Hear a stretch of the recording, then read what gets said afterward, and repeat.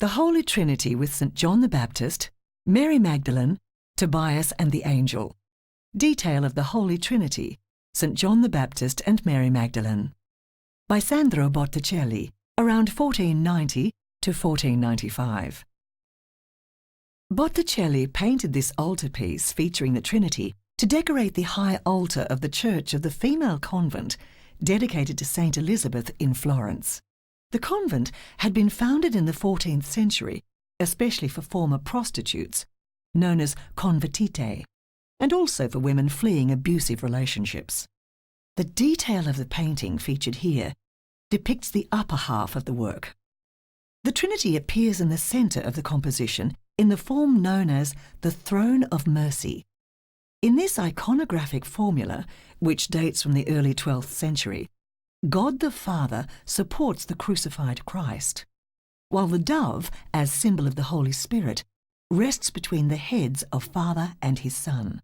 Mary Magdalene appears at our left, opposite John the Baptist, who traditionally is identified through his costume, the tunic made of animal skin and the cross he carries.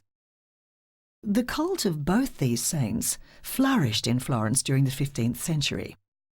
John the Baptist did so because of his status as one of the major patrons of the city.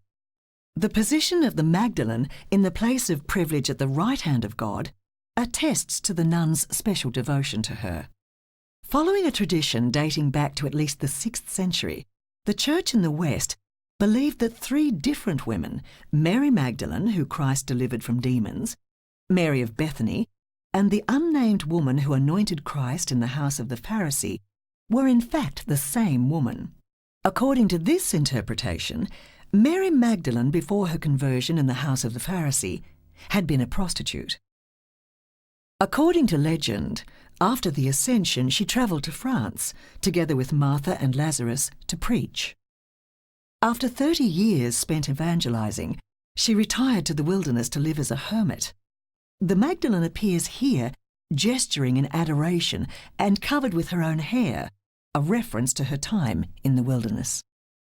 In her role as penitent prostitute, the Magdalene became a powerful model of God's forgiveness.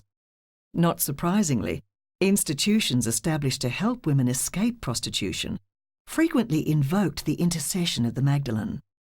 Many women and men took great comfort from the fact that it was to the Magdalene, a penitent sinner, that Christ had first appeared after the resurrection. Equally important, the Magdalene undertook to announce her Master's resurrection to the apostles, hence her title, Apostle to the Apostles.